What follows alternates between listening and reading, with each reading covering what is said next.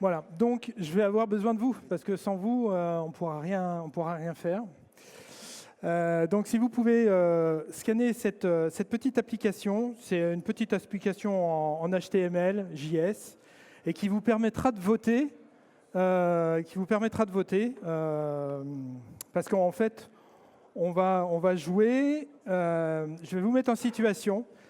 Alors vous êtes des SRE, mais en vacances. C'est-à-dire que vous ne pouvez pas faire de kubectl. Vous avez juste à disposition, en gros, un Argo CD où vous pouvez faire, vous êtes admin dessus, vous avez un Grafana et vous pourrez avoir un petit bout d'un portail sur Azure pour pouvoir scaler juste un nombre de nœuds. Ça, c'est juste pour le contexte. Donc, ne réfléchissez pas. L'idée, c'est d'avoir une première intention. D'accord ? Vous êtes pris de panique. Enfin, on vous dit, vous allez voir, vous allez avoir des problèmes. Il va falloir les résoudre. Et c'est la première intention. Pas de kubectl log, pas de kubectl describe, rien. Vous n'avez pas la possibilité de faire ça. C'est juste un rappel. Donc, l'application, vous la voyez là. Quand je vais lancer le jeu, j'ai un petit contrôleur, moi, de mon côté. Je vais lancer les différents levels. Et puis, je vais vous dire ce qui se passe. Et puis, on va voir exactement dans un Grafana le comportement de l'application. Et vous devrez choisir pour vous quelle est la meilleure solution. D'accord ? Et on verra si vous avez complètement flingué le cluster avec une mauvaise réponse ou si vous avez remis les choses comme il faut. On va torturer une application. Cette application, elle est très sympa parce qu'elle nous sert à faire plein de choses. C'est du microservice, c'est développé par Google. Voilà, et donc il y a du gRPC, il y a tout ce qu'on veut dans ces applis. Donc on va la maltraiter comme c'est pas permis. Juste parce que pour pouvoir faire ce petit projet, on a du Prometheus. Alors, ce n'est pas du Prometheus de prod, parce qu'en fait, je scrape toutes les 5 secondes pour avoir un semblant de temps réel. Ce n'est pas vraiment du temps réel. J'ai un Grafana pour vous montrer les différentes métriques. J'ai donc cette fameuse Google Microservice Demo. J'ai créé un petit contrôleur plutôt... je ne savais pas si je pourrais faire des commandes des commandes kubectl ou des choses comme ça. Donc, en fait, j'ai un petit contrôleur qui lance à travers le web une application qui tourne et qui va déclencher en fait les chaos. Et puis, j'ai un tout petit cluster avec 3 nœuds, un dédié pour le management et 2 pour l'appli. Voilà, pour pas qu'un chaos vienne impacter en fait ma plateforme. On a du Cube, et forcément, on a du Docker. Voilà. Et j'ai choisi pour ça un framework de Chaos Engineering qui s'appelle Chaos Mesh, qui est très simple, qui a pas mal de fonctionnalités. Il y en a un autre qui est très connu aussi, qui s'appelle Litmus Chaos. C'est à vous de voir. Il est beaucoup plus riche, Litmus Chaos, et puis il y a une partie, je veux dire, licenciée. Donc voilà. Donc c'est très simple. Vous avez votre petite application de web. Moi, il y a un game controller qui tourne dans Kubernetes et qui va lancer les actions qu'on aura décidées. Okay, Chaos Mesh, je vous ai mis l'URL ici si vous êtes intéressé par ce projet open source.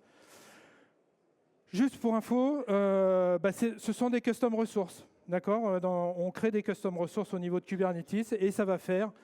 Là, vous avez quelques exemples. Je ne vais pas m'étendre dessus. Le but, ce n'est pas de vous expliquer, c'est vraiment d'avoir un petit peu d'interaction ensemble. Donc, ça fait partie de ce que je vais utiliser, par exemple. Donc, on va faire du stress CPU, on va scheduler des choses de manière cyclique, par exemple des suppressions de pods. Et puis, on va aussi faire du network chaos pour avoir de la latence, générer des temps de latence élevés. D'accord ? Donc, si vous êtes prêts, eh ben, on y va. D'accord ? Alors, une chose, je ne sais pas s'il y en a qui ont déjà été assistés à des DockerCon. Et dans les DockerCon, quand on fait des démos live, normalement, avant, on sollicitait le dieu des démos pour que ça se passe bien. Donc là, j'ai rien, donc je vais solliciter le dieu. Jérôme, fais en sorte que ma démo marche bien, s'il te plaît. Voilà. Donc, on va passer sur ça. Donc, ça serait bien là d'avoir le plein écran pour que tout le monde y arrive. Voilà. Donc, vous avez un dashboard qui est basé sur Prometheus avec différentes choses. Donc vous avez le niveau de jeu, on aura en temps réel vos votes à 5 secondes près. Vous avez des indications sur le nombre de nœuds, le nombre de pods. 11, c'est le nombre de pods que vous avez. Là, j'ai des requêtes directement faites sur le cube à travers un plugin. Et puis là, on va se focaliser sur le front, puisque c'est lui qui va en prendre plein la tête. Donc, on a la mémoire, on a la CPU. Donc, faut bien suivre les graphes et on va faire ça. Donc, si vous êtes prêts, je vais lancer le premier niveau. Donc ce premier niveau, qu'est-ce que c'est ? Vous allez vous apercevoir, en fait, on va attendre qu'il arrive. Je regarde si c'est OK. Donc là, on est passé au niveau 1. Et qu'est-ce qui se passe si vous regardez les... Il y a déjà quelqu'un qui a voté, c'est génial. En fait, on s'aperçoit sur ça qu'en fait, on a un pod. Alors là, c'est un peu violent, mais l'idée, c'est d'avoir une montée en CPU progressive. Alors, je dis bien, c'est une application à chaque fois qu'on a redéployé sur le cluster. Donc là, vous vous apercevez que petit à petit, dans la journée, le pod monte et et n'arrête pas de monter. Donc, vous avez comme choix, vous voyez, ça monte. En termes de CPU, la bande passante, pour l'instant, ça va toujours, mais ça continue de monter. Donc, vous savez que vous allez avoir des problèmes de throttling. Vous allez peut-être consommer toute la CPU du cluster. Donc, en termes de choix, qu'est-ce que vous choisissez ? Est-ce que vous voulez faire du scale-out ? Vous scalez le nombre de pods. C'est-à-dire que pour pallier à ce problème de CPU, vous mettez un deuxième pod. Ça, c'est la possibilité. Est-ce que vous voulez du VPA ? Donc, vous allez augmenter la CPU, d'accord ? Donc, il y aura certainement un reboot du pod. Ou vous faites un restart du pod pour pallier en fait à cette montée. Je répète, vous êtes sur la première intention et vous devez faire quelque chose parce que vous n'avez pas le choix. Et donc là, les gens crient à l'horreur parce qu'en fait, les paniers sont droppés et vous pouvez pas. Alors, je regarde les votes. Pardon, excusez-moi. Alors, j'ai pas beaucoup de... Ah oui, 38 l'option A. D'accord. Donc l'option A, c'est je démarre un deuxième pod. D'accord, très bien. Alors je le lance. Alors qu'est-ce qui va se passer si je fais ça ? Option A, vous m'avez dit. Donc je scale mon pod. Donc là, on va avoir un deuxième pod qui va arriver. Mais en fait, vous n'avez pas du tout corrigé le problème. Vous avez fait qu'amplifier le problème. Vous avez un death wobble là. En gros, vous avez un pod qui fait de la CPU à mort. Vous allez démarrer un deuxième pod qui fait aussi de la CPU. Et donc, votre base de données, par exemple, va être complètement surchargée de requêtes. Donc là, c'est mort. Vous avez démarré un deuxième pod, mais c'est mort. En fait, parce que vous allez avoir un écrasement. Alors, ça ne va pas assez vite. Voilà. Vous voyez ici, vous avez en fait la courbe de networking qui tombe. D'accord ?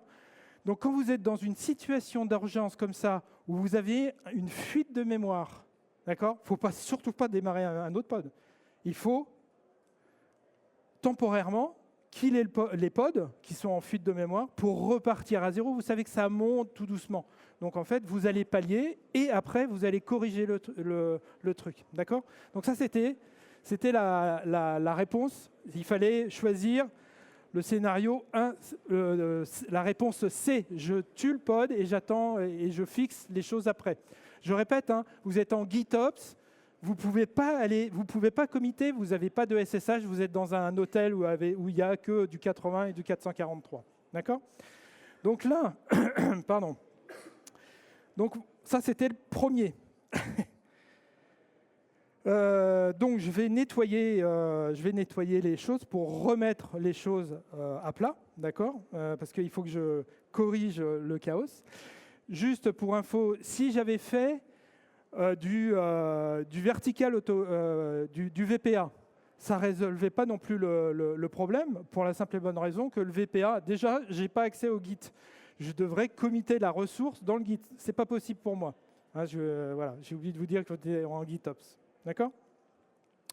Donc, là, vous voyez, je suis revenu à quelque chose de nominal. Je commence à avoir des choses. Donc, mon trafic revient tranquillement, mais sûrement. D'accord? Donc, vous avez ça ici. OK, très très bien.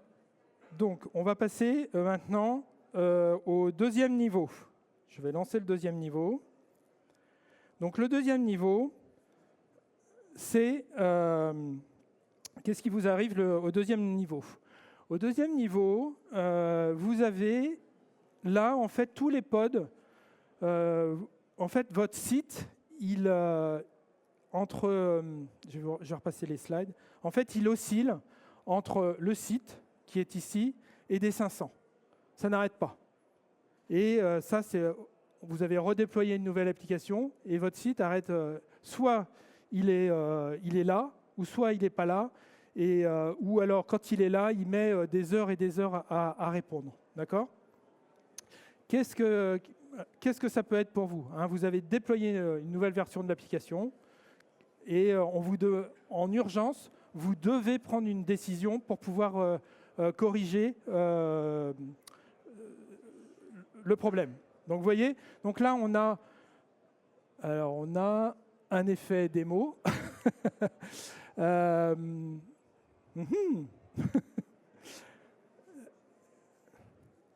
Alors qu'est-ce qui se passe là?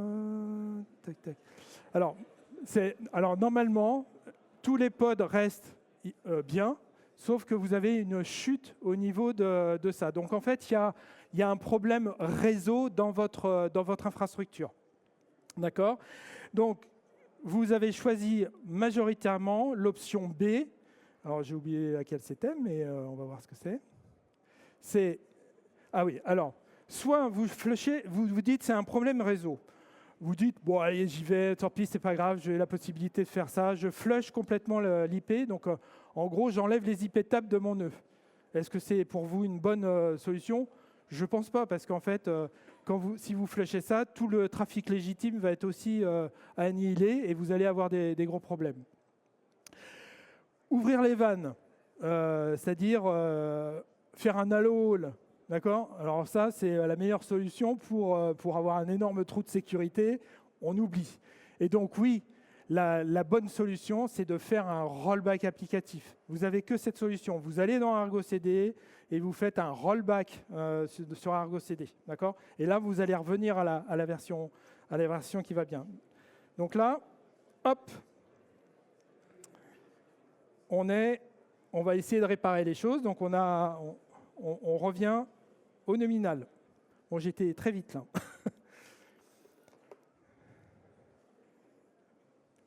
Voilà. Donc, vous voyez là, en fait, sur le petit truc là, vous avez vu en haut, on voyait le rollback. C'est un vrai rollback qui se passe dans le cluster. On a fait un rollback donc à un moment, on avait les deux, la version 1 en ligne et la version 2 aussi. D'accord? Donc voilà. Bah, bravo, c'est bien. Là, on a sauvé le cluster d'une interruption de service assez importante. Oh, je vais très très vite. Hein. Voilà. Donc voilà. Bon, on va attendre que ça remonte tranquillement. Je vais donc relancer un nettoyage. Et donc voilà. Donc en fait, ce qui est important avec le chaos engineering, bah, c'est de préparer en fait votre application au pire. Et ça en amont que ça arrive réellement. Et le chaos engineering va vous permettre de créer des use cases où vous allez pouvoir mettre du stress, de la latence réseau entre différents pods et tout ça. Comme ça, vous allez pouvoir, en avance de phase, tester des situations réelles qui pourraient avoir lieu dans votre cluster. Donc ça, c'est vraiment des choses à implémenter quand on fait de la production, et ça évite d'avoir un SRE en mode panique ou en burn-out au bout d'un mois chez vous. D'accord? Donc, là, on est reparti. Alors, vous savez quoi?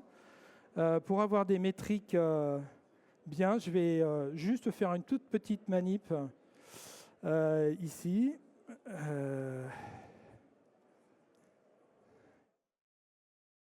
Je vais relancer l'appli en mode comme il faut.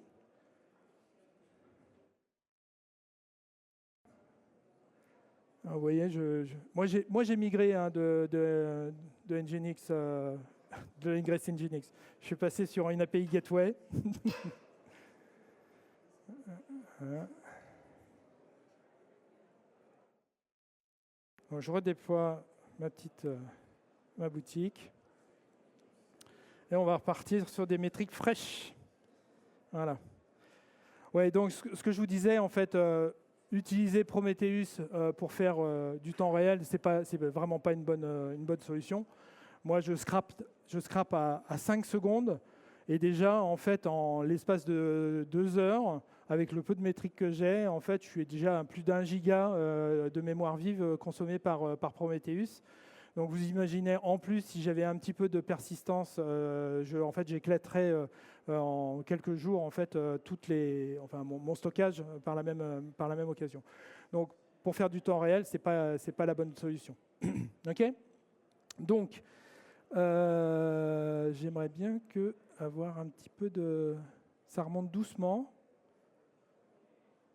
Voilà, donc j'ai bien mes 11 pods.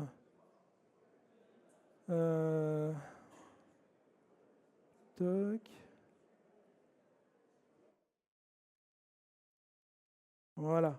Bon, j'ai fait exprès, en fait, je diminue le temps pour que ça soit un peu plus parlant, parce que comme on a de l'agrégation dans Prometheus de plein de métriques, donc vous voyez, en fait, là, j'ai l'intégralité des choses. Troisième scénario, là, c'est beaucoup plus grave. On va donc lancer le niveau 3. Et là, il va se passer quelque chose. Voilà. Donc le niveau 3, on va attendre. Voilà. Donc là, qu'est-ce que vous détectez? Vous détectez, en fait, sur Grafana, que vous avez perdu un nœud. D'accord? Donc le cluster faisait 3 nœuds. Vous perdez un nœud. Et ce nœud, vous l'avez perdu, on va dire, physiquement. D'accord? Vous avez la moitié de votre application qui ne redémarre pas. Alors, elle peut ne pas redémarrer pour plein de raisons. Soit vous gériez, votre cluster est un peu léger et scheduler en fait dit j'ai plus de ressources pour pouvoir déployer ces applications. Ou alors vous avez mis des affinités ou des choses comme ça qui ne sont pas compatibles avec le cluster actuel. Donc en fait là, vous avez une énorme interruption de service. C'est-à-dire que l'appli est aussi down parce que, le front est tombé, mais tous les autres, une partie des autres workloads, il y en a 5 ici aussi qui sont tombés en même temps. D'accord ? Donc pour vous, quelle est la bonne solution ? Est-ce que vous forcez le reboot du nœud ? D'accord ? Est-ce que vous provisionnez un nouveau nœud ou alors vous faites rien et puis vous vous dites en fait que le nœud il va revenir hein, parce que Kubernetes c'est du self-healing, donc il sait gérer toutes ses ressources et il va redémarrer le nœud. D'accord ? Donc forcer le reboot d'un nœud, si le nœud est complètement mort physiquement, je ne sais pas si ça a beaucoup de sens. D'accord ? Hop. Ah, donc là, on a une bonne ventilation. Donc, rebooter un nœud mort, on aura un nœud mort. D'accord ? Ça va pas plus.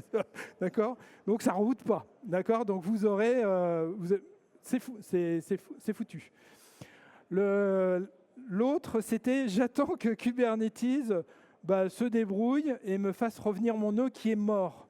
Le jour où ça arrive, dites-le moi parce que j'utiliserai cette méthode-là. Et oui, le truc, mais c'est valable aussi si vous faites des upgrades de cluster Kubernetes. Par exemple, vous passez, je sais pas quoi, de la 1.34 à la 1.35 et vous avez une petite infrastructure. Pour éviter d'avoir à gérer des pods disruption budget, des choses comme ça, en fait, vous allez provisionner un nœud supplémentaires pour qu'au moment où vous allez arrêter le nœud, les workloads passent sur un autre nœud. Ben là, c'est exactement la même chose. Vous êtes dans une situation d'urgence. L'argent, là, on s'en fiche, vous allez provisionner un nœud. Et donc, dès que vous allez provisionner un nœud, eh bien, en fait, ça va redémarrer en fait, tout le cluster. OK ? Donc là, je lance le scénario 3. Et donc là, petit à petit, en fait, vous allez avoir les nœuds qui vont se démarrer. Vous avez le front-end qui passe de running puis en mode ready. Et le workload redémarre. Hein. Vous avez comme ça un dispatch des différents pods sur le nouveau nœud. Et après, qu'est-ce que vous allez faire? Soit vous sortez le nœud du cluster complètement, soit vous avez du temps pour investiguer quel était le problème sur ce nœud. Peut-être qu'il est complètement dead, hein, qu'il a cramé une carte ou un truc comme ça. Voilà. Alors sur Azure, ça arrive hein, aussi. Voilà. Donc voilà. Eh bien, j'ai été hyper vite. Voilà. Donc merci à tous d'avoir participé à cet escape game. Si vous avez des questions, je les prends maintenant. Je pense qu'on peut applaudir notre speaker.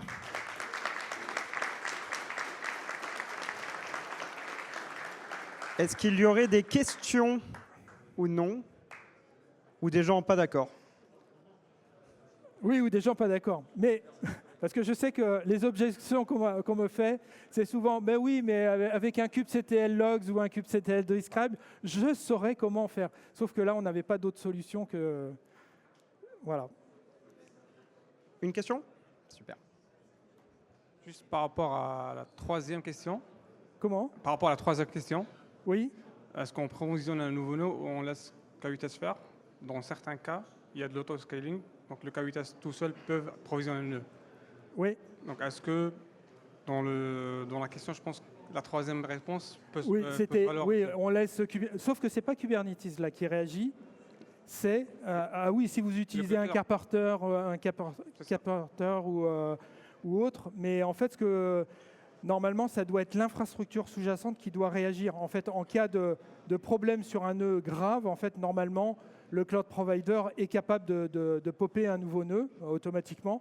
Mais imaginez ça, vous êtes on-prem sur un cluster Proxmox où il n'y a pas de self-healing au niveau des VM. Là, il vaut mieux provisionner un nœud rapidement pour pallier au problème. Okay, voilà. merci beaucoup. Est-ce qu'il y a d'autres questions? Ah, là-bas. Là-bas.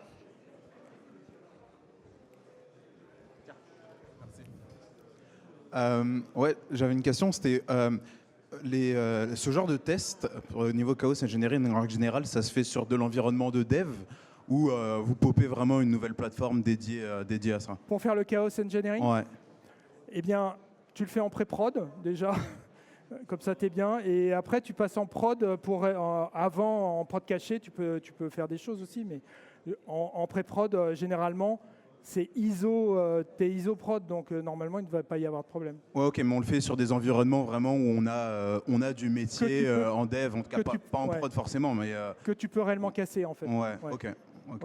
On va pas faire du réel chaos engineering sur de la prod, ou alors c'est qu'on est un petit peu vicieux quand même. Non, la question c'était vraiment est-ce qu'on le fait en règle générale là où on a de la donnée quand même métier un petit peu de dev, ou est-ce que c'est juste un environnement répliqué un peu sandbox? Non, il vaut mieux se mettre dans des conditions réelles, donc de la pré-prod, parce que bon, la pré-prod on peut la casser comme on veut en fait, enfin entre guillemets quoi. Voilà. Ouais. Hein? Ok. Merci beaucoup. Peut-être une dernière question? Ouais.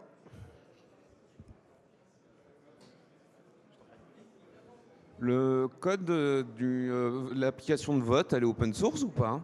Alors le projet est sur GitHub, oui, bien sûr. C'est un petit projet en Go, tout simplement. Ok, merci. Ouais.